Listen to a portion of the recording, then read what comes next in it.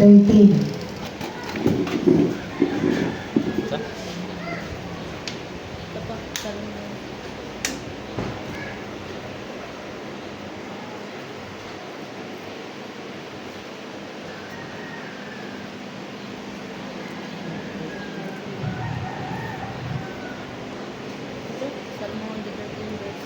Ingon ang pulong sa Dios, gipili sa Ginoo ang Sion kay buot siyang mupuyo dito.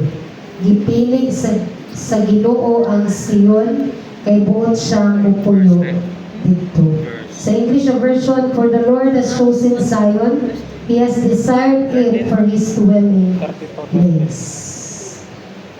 Ang pulong ni Lord, akong gititulan, I am chosen to be His dwelling place. Puy-anan ta sa Dios. Amen.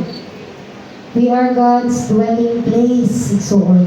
Kaya di nang basta-basta ng dwelling place, ipangantoy pagkita sa Ginoo. Amen.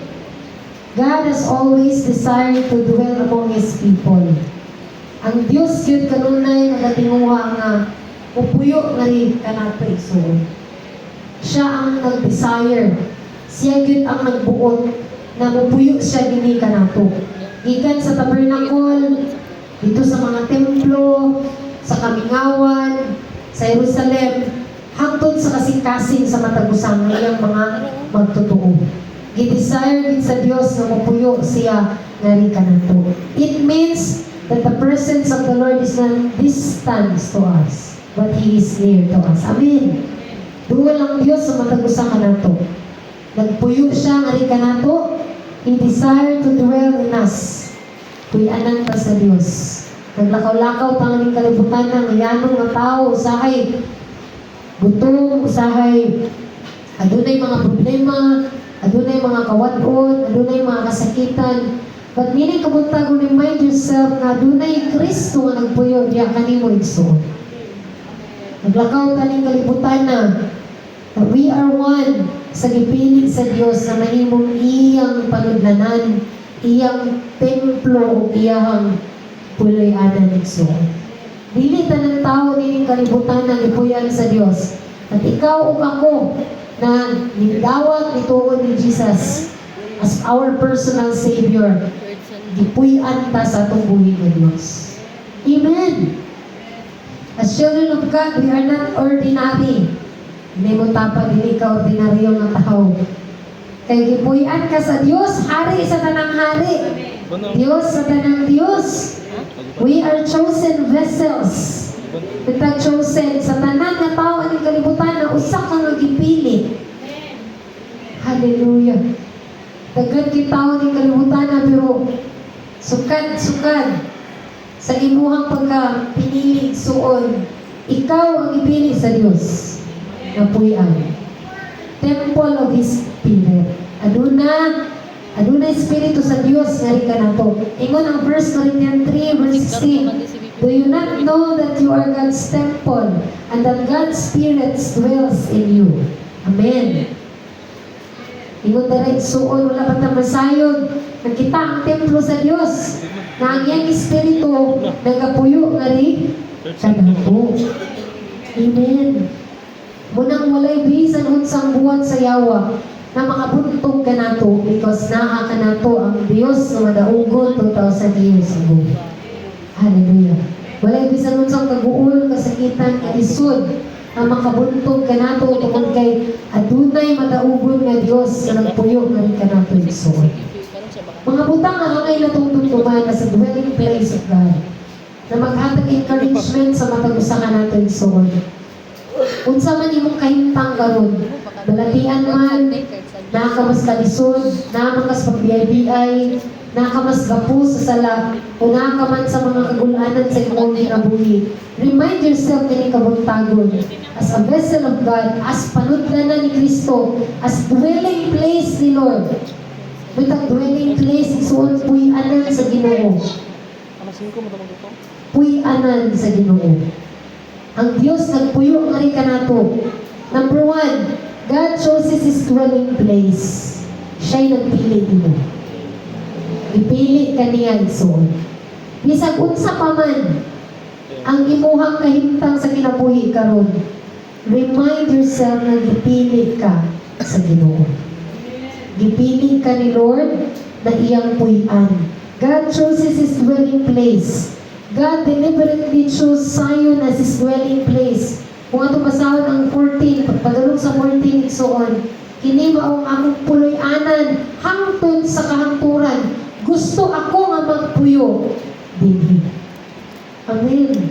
Puyo sa tanan pagpapakak sa yawa sa tunga-una ng Ginoo na wala na kanato, na bago na kanato ang Ginoo, wala na nalipay kanato. So remind yourself kabuntagon ng kamatuuran si Puro Gingon, ipili ka sa Dios, siya'y nag-desire na piliun ka na iyang imong puloy-anan, templo sudlanan sa iyang gugma, sudlanan sa iyang gahom, sudlanan sa panalangin niya igsuon. Siya'y nagpili ni Ana. He chooses you, your heart, as His temple igsuon. Walay tao nga nagpili nimo para ipuyan ka sa Dios. Dili ang pastor, dili ang leader, o kinsa man na nakadala nimo na nahimo kang Kristohanon, but sukad sa itong pagkatao, ipili na tandaan sa Dios. Amen! Munang tako na itong pasalamatan, dili man tanan nato nakaangkon sa mga butang na naangkon sa mga taong kalibutan na sapian, gamhanan, hulog ng mga butang, inila. But remind yourself, so you are not ordinary. Gipili ka sa Dios, gitinguha ka sa Dios, kay iyang pagapuy-an, na iyahang pagas, himuong sudlanan sa iyang presensya, sa iyang gugma, sa iyang gahom, o sa iyang panalangin igsoon. So, ginadasig ka sa Dios. Natuod kay gipili man ta niya igsoon, it means He sees value in you. At doon na siya nakita nga importansya diha kanimo igsoon. Amen. Ano na kay value sa Dios? You are not overlooked or forgotten. You are resting. You are His resting place igsoon. Kung gipili ka sa Ginoo nagpasabot, nga doon na siya dakong bili diha kanimo na nakita sa imong kinabuhi. Dili ta niya pasagdan, dili ta niya kalimtan, ikaw ang iyang puy-anan igsuon. Itungod ni Ana, paglakaw ta nga puno sa pagsalig, tungod kay adunay naghari nga Dios sa atong kinabuhi. Amen. Ingon ang Psalms, for the Lord has chosen Zion. Lamig ka palandungon nga, kining Zion nga ingon diri ikaw ning suon. Bugtod, nagipuyan sa Dios. Nagsimbolo nga ikaw, nga iyang pinili. Ikaw ang iyang gipili nga iyang puyan. He has desired. Dili lang basta-basta may ningon ang Ginoo nga, gipili ta na lang ka kay naluoy ko nimo. Ipili ta na lang ka tungod kay naa may naanin mo nga wala sa uban. He has desired it. Yun siya, for the Lord has chosen Zion. He has desired it for His dwelling place. Bisag natay kaluyahon. Usay masukanon ta, usahay natay pagka mahay-mahayon. Usay natay mga weakness sa kinabuhi, but remind yourself na desire sa Dios na puy-an ka igsoon. He has desired it. Amen. Dili ang tao nagpili nimo na puyan sa Dios, but siya mismo ang nag-desire niya igsoon. We are not ordinary people, but pinili ta sa Dios na may panudlanan sa iyang gahom, sa iyang presensya, na makita diha sa ato, iyang presence, iyang gugma, iyang kaayo. Ang mga panalangin igsoon, ikaw ang iyahang kasudlan. Amen. Sudlanan ta sa panalangin diha sa Ginoo. Ikaduha nga itong mahinumduman, we are set apart as His temple. Itong set apart, gilain. Being chosen means being set apart for His glory. Amen. Walang usahay bitaw, nakaglakagon kita sa mga pagpadlo, mga pagpahinumdum, mga pagtudlo. Tungod kay, giset apart na ni Lord. Wala lang pag-ipili niya, matiyatang gilain. Amen. Kaya mo tapag gilain, magbud ka. Munang pagmatampong kas mga kanding, birahon gid kaniya, kay gilain man kaniya. Amen.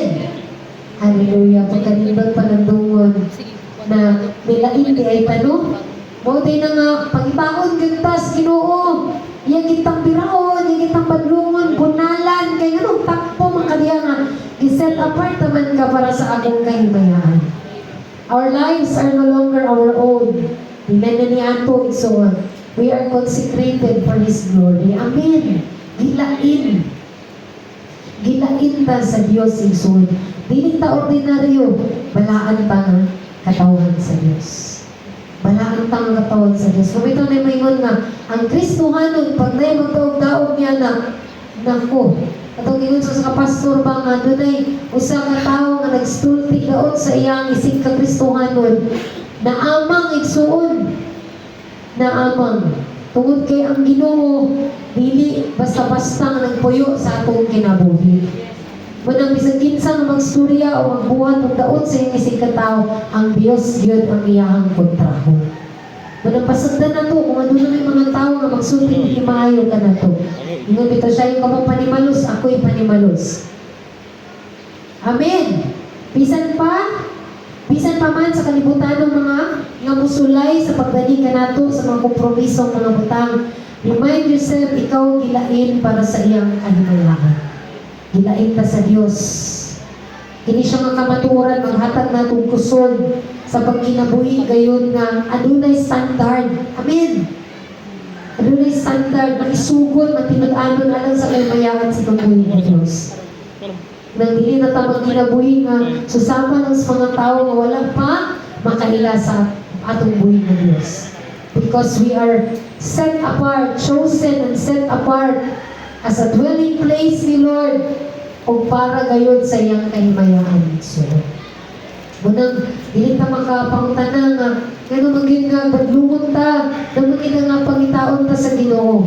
Tungod kay kita iyahang puloy-anan o kita iyang giset apart alang sa iyang kahimayahan igso. Nag-expect si Lord of glory sa iyahang. John 6:19, mingon balik ko na to. Do you not know that your bodies are temples of the Holy Spirit who is in you, whom you have received from God? You are not your own. Amen. Nakita iyan na sa Diyos, dili na niya ito itong kinabuhi. Na dili naging sa tanang panahon kita ang matuman. Amen. Manang may kanunay, mga pagbadlo, pagpahinumdom, because si Lord naman ang tagiya sa atong kinabuhi. Amen. Ikatulong atong hinumduman as a vessels and a dwelling place of God, His presence brings transformation. Amen. When God dwells in us, His presence changes us. Wala makikita na naginabago na to. Dili pa man to automatically nga na-change yun tanan-tanan. Patay na bago na to. Amen. Sa mga panahon nga ginawag na to si Kristo, ano naging kabaguhan sa itong kinabuhi? Usahay, ibalik na sa yawa. Ibalik niya itong mga kaluyahon kanihadto, kinsa ta kanihadto. But remind yourself sa Corinthian, nang tanan nga nahiusan ni Kristo, gibag-o na niya ang daan na wala na igsoon. Remind yourself, gibag-o na ta sa Diyos. As a dwelling place of God, ang atong kasing-kasing pangunahuna, desire na kainlay na kanunay sa kabubuton sa Ginoo. Spirit empowers us to live holy and faithful lives. Amen. Nandili ta? Nag-inusara. Wala na ta mag-inusara aning ang kinabuhi. Sa atong pagpakikpisong adlaw-adlaw, wala na ta nag-inusara igsoon. Amen. Kung kinahaman ang atong buhay ng Diyos, kung gusto tag kabaguhan, kung gusto tag kusog, kung gusto tag giya, kung gusto tag tapang igsuon tungod kay huyang ta sa atong pagkatawanon, we are not alone. Remind yourself nga na Kristo nga nagpuyo nato, and walay dili kaya bag-uhon sa Dios nga rin ka nato kay naa siya nga naguban ka nato siya. Amen. Dami ka isud ka ayo biyaan nga sala. Isud kini biyaan nga gapos. Isud kini biyaan. Yes, sa atong kaugalingon. Patungod kay nagpuyo man ang Dios nato. Kung ato lang siyang tugutan igsuon wala gi manisod kaniya. Amen. Always remind yourself na naa siya nagapuyo ka nato. Galatians 2 verse 20. Christ lives in me. The life I now live in the body, I live by faith in the Son of God who loved me and gave Himself for me. Amen. Ang Diyos, gihatag niya kinabuhi gani ka nato. And dili na kita ang nagpuyo sa itong kinabuhi kundi si Kristo na. Amen. Adun na may mga panahon nga pukawon sa kaaway atong kaluyahon, atong pagkatawhanon. But always acknowledge igsuon na tungod kay dwelling place na ni Lord luwas yung presence gugma kahom mga panalangin. Kaya nato ang tanan tungod kay naa siya nga nagtugso. Walay kaluyahon nga di nato kaya. Walay bisyo nga di nato kaya. Walay bisan unsang sala nga di nato kaya i-overcome because wala tananing kamot nga mabag-o nga kita lang because naa ang Dios nga nagpuyo ka nato so. Amen. Ikaupat, His dwelling is our assurance. Ang iyang pagpuyo ka nato mo ay ang naghatag natong kasiguruhan. Katong gingon niya na walay sala, walay kalisod, walay bisan unsang anghel o bisan unsang butang o binugna aning kalibutan na can separate us from the love of Christ because siya ang kasiguruhan, assurance sa atong kinabuhi. So, ningon diri sa Ezekiel 36:27, and I will put my spirit within you and cause you to walk in the statutes and be careful to obey my rule. Yang spirit na nato. Amen. Siya'y maghahatag nato kasiguruhan. Munang bisan unsa pang pagsulay natong atubangon igsoon, dala-dala nato ang kasiguruhan ng presensya sa Dios dili gayud mo biya nga ka nato. Amen. Biya man ang tao, biya man ang mga bisan unsang oportunidad sa atong kinabuhi, but si Lord nga nagduwel, nga nagpuyo sa atong kinabuhi, dili gyud siya ma-separate na rin ka natin suon. At itong ingon niya na daghan ang lisod panggani na-bless ko ani nga ako siyang na-relate na kanang gingon bitaw say mahadlok ta kanang gingon nga kamaturan na lisod gani maluwas ang tao matarong unsa na lang ka ang wala mituo sa Dios. Ako kinagisabot pa kay Lord unsa di ang kaluwasan mawala di ay siya. But ang buot pasabot niya na igsuon ni Pablo is kung daghan man lang gani kaayo pagsulay nga giagian sa matarong nga tao sama nila nga usahay maglisod sila unsa na lang ka ang tao nga wala bituo sa Ginoo. Pero kita ang ipuyan sa Dios siya atong assurance na makaya nato makalahutay ta sa unahan, but it doesn't mean igsoon nga ang salvation nato ang pagpuyo ni Christ atong kinabuhi mawala siya igsoon, but sigurado siya sa atong kinabuhi. Amen. Maniging na assurance. Ingon siya dira sa Ezekiel, and I will put my spirit within you. Naa ng Espiritu sa Dios nga rin ka nato. Kinsa ang naa nato ang Dios na tagiya sa langit. Dios nga hari sa tanang hari, Dios sa tanang Dios, and cause you to walk in my statutes and be careful to obey my rule. Munang na mga panahon nga makaigunta na nganong nakaya nato kung atong palansihon panangbanon sa tukaw ngayon kakayanan, hindi na ito kaya. Pero nakaya na ito, kaya naaman siya sa atong kinabuhi. So, siya ang nahimo natong kasiguruhan. Siya ang atong kusog sa atong kahuyang, siya atong paglaom sa panahon na kita maluyay. So, he is the assurance. Ang iyang pagduwil sa atong mga kinabuhi, mo'y naghatag seguridad. Nganong nakaya nato ang tanan. So, makaya nato, amen. Kaya naay nagpuyo nato nga dako kusgan ngon padre, greater is He that is in me that He has seasoned the world. Amen. Kanang naani mo nga Dios, kanang Kristo nga naani mo igsoon, mas dako nang balatian mo gidala karon. Mas dako nas kasakit nga imong ibati karon. Mas damhanan ug mas dako, mas bandiano na kaysa kalisod nga imong giatubang karon. So saad na sa pagbuhi nga Dios na siya ang assurance sa atong kinabuhi. Amen. He is the assurance sa atong tagsa-tagsang kinabuhi. So, atong gingon naging nga, kung lisod sa tawang matarong ang maluwas. Meaning maluwas. Giluwas naman ta sa Dios sa tanan, sa sala. Giluwas na ta sa Dios sa tanang tunglo, balatian, kalisod, o bisan unsang kalistanan. Siya may naghimo niya na sa krus 2,000 years ago. Patang ipasabot sa Dios in Romans 6:1, kung lisod sa tao, matarong ang maluwas. Unsa pa ka ang tao nga wala mituo sa Dios. Amot pasabot niya na, i-relate na ito yung sa gingon sa Matthew na ang maglahutay, maura yung maluwas. It means na kung makikbisog ta sa pagtuo that we are the dwelling place of the Lord, nagpuyo siya nga ni kanato. nato, kaya nato lagpasan ang isang unsang pagsulay sa atong kinabuhi. Amen.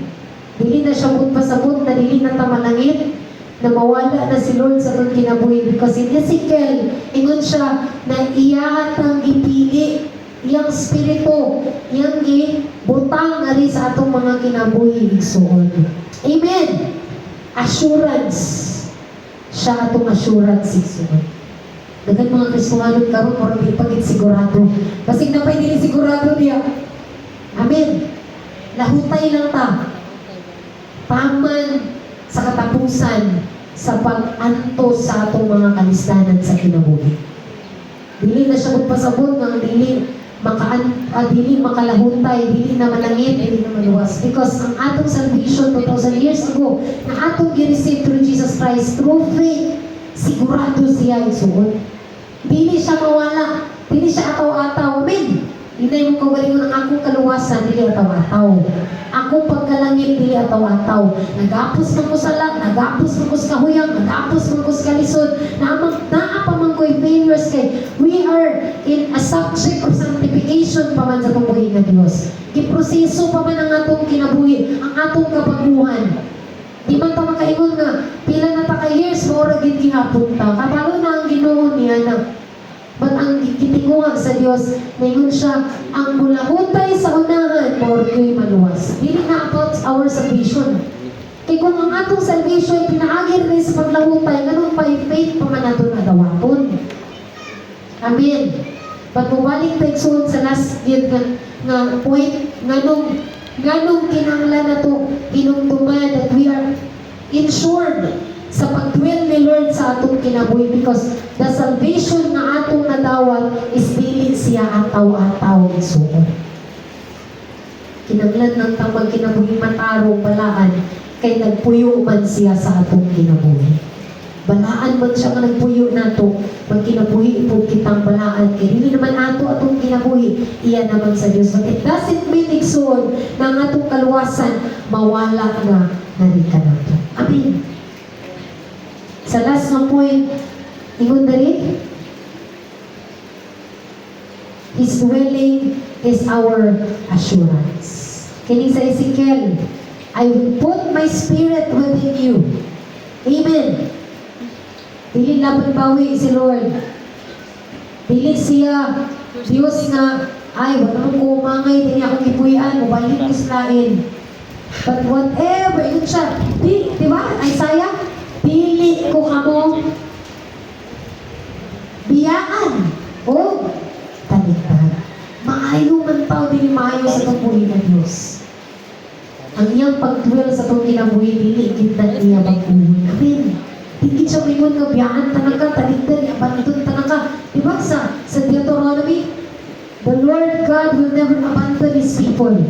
Kining sa Ezekiel siya, I will put my spirit within you. Wala siya nag-ingon nga, kung mabago ka, kung magkasala ka, biyaan pa na ka. But ingon siya sa Isaiah, I will never leave you nor forsake you. So, gusto lang sa Diyos, bulahutay ta sa unahan.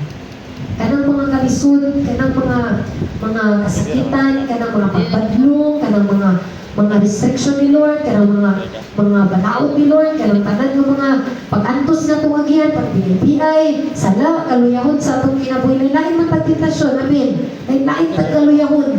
Walay makaingon na ito, nga kada siya, pinana na kayo sa Kristuhan, wag yapon na bako, napagyapon siya na ng sala. Ba't kitang tanan, nagkalain-lain na itong mga sala, lain-lain na itong kaluyahon ni Sol. Matingon si Lord, ang maglahutay, mauray, maluwas. It doesn't mean na mauray malangit. Patingon dara, ang mulahutay, maluwas sa tanang kalistanan. Kalisod, tanan ng mga pag-antos kasakitan. Kanang itong dili na ito kutloon na itong kaugalingong kinabuhi mo. Abot sa punto nga kita yung kutlo sa itong kaugalingong kinabuhi mo. Kaya wala ka maka lahutay. Amen. Pag kiningingon sa Diyos, kiningingon din ni Paul na ang makalahutay ni Jesus na makalahutay, mauray, maluwas.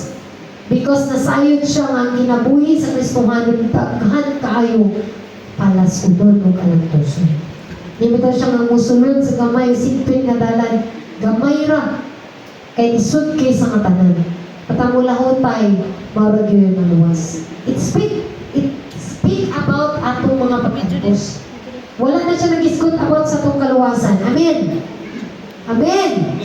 We are a dwelling place of God. I-encourage na nini kabuntagon nga tungod kay siya man ang nagpuyo nato.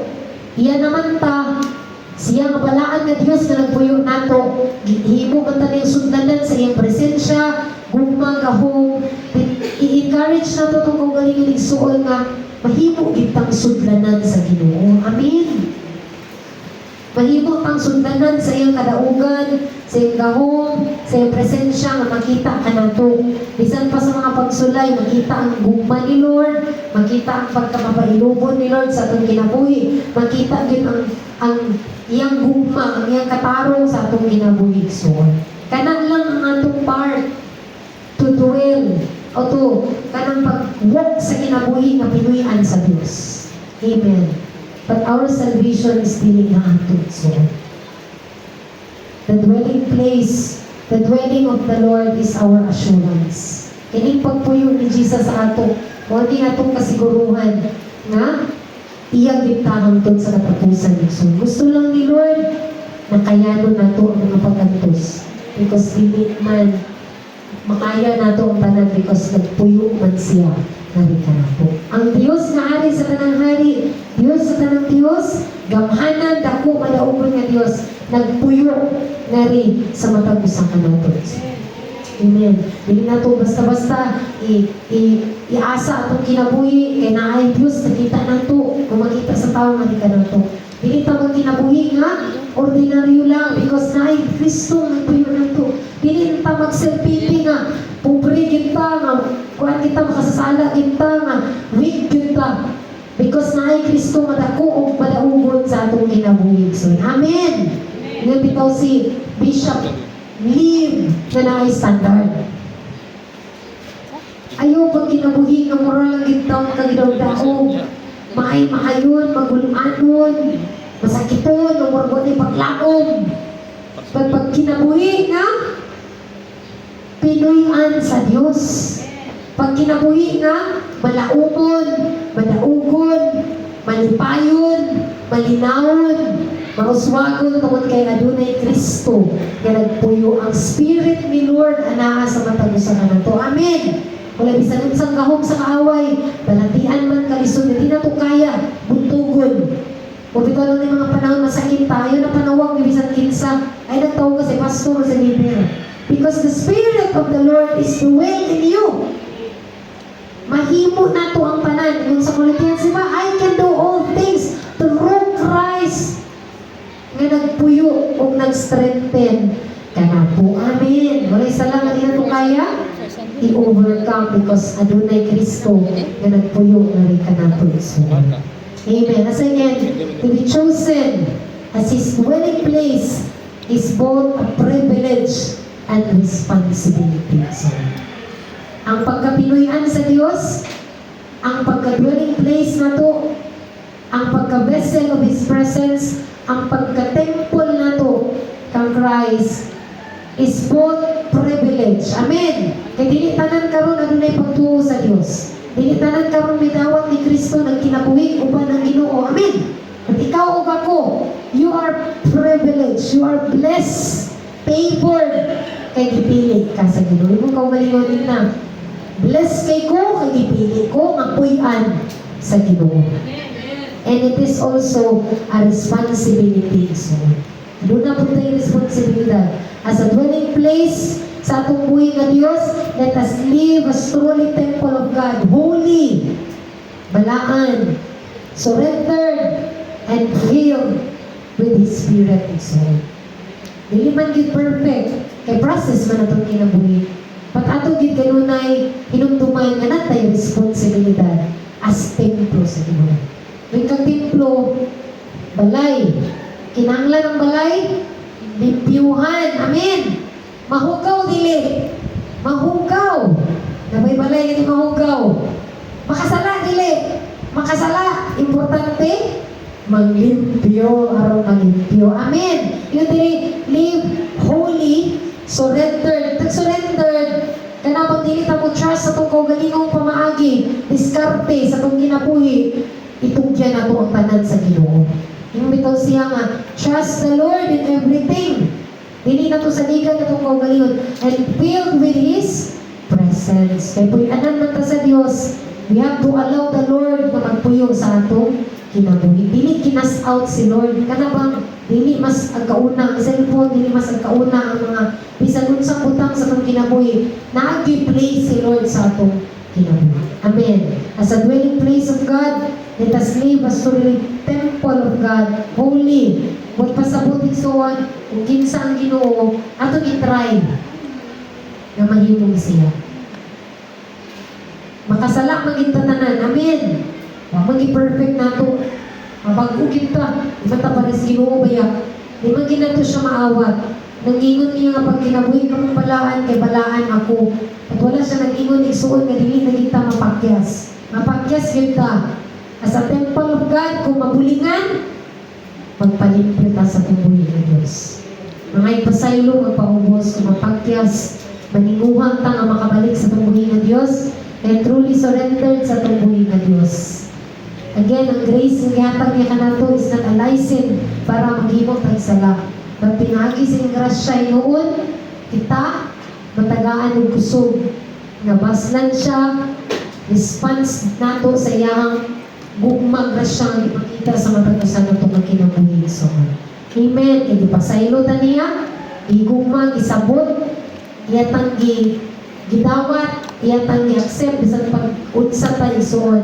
And in response niya na tagaan na itong pagpasidungog ng Ginoo sa atong kinabuhi. Amen. We are a chosen dwelling place sa atong buhay ng Diyos. Amen. Hindi ta ordinaryo nga tao, kay gipilit ta sa Diyos.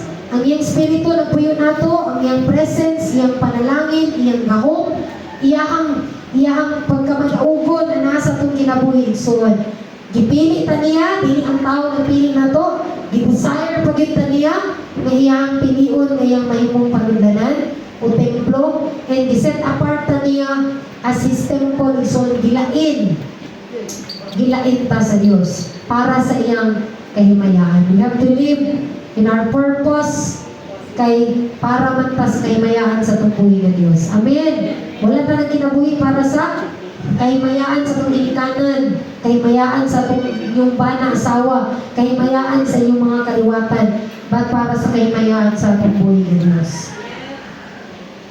Sa pagnegosyo man, sa pagkaminyuon man, sa pag-eskwela man, we live for the glory of God. So, amen.